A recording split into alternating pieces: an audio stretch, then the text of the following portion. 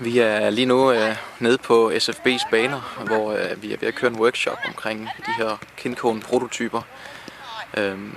Vi skal se, hvordan spillerne de reagerer over for lyd og lys i en fodboldtræningskontekst.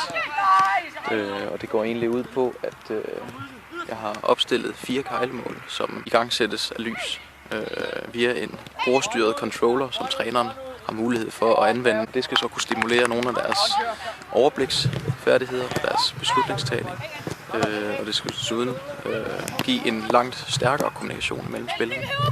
Kincone er en digital løsning på, hvordan man kan nuancere fodboldtræning.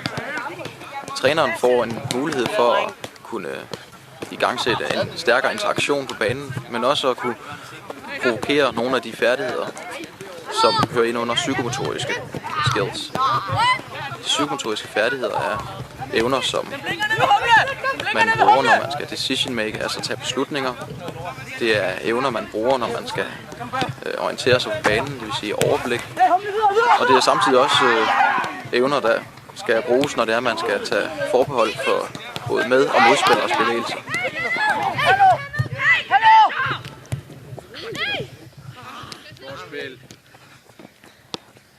Der, hvor jeg synes, det virkelig kan bruges, det er i forhold til orientering og i forhold til den beslutning, de skal tage. Hvor det er mere flydende, det er meget mere, ligner mere fodbold.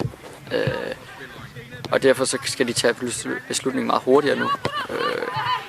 Og det skal de også i en kamp jo. Så nu er der ikke pludselig, hvor de kan stå og orientere sig, få bolden og så spille. Nu skal de, mens de løber rundt, de skal hele tiden huske det.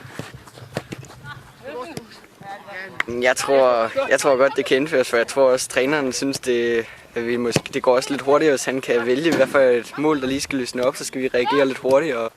Når vi plejer at spille det her, så er det bare sådan, hvor man kan score det over det hele, men det er bedre, at man sådan kun kan score i 1 mål eller 2 mål. Ja, jeg synes også, det var meget smart, fordi det går hurtigere, end hvis træneren bare skal stå og sige skift. Hvis det går til at virke fuldt ud, som det nok gør, så tror jeg i hvert fald, det bliver en 10'er.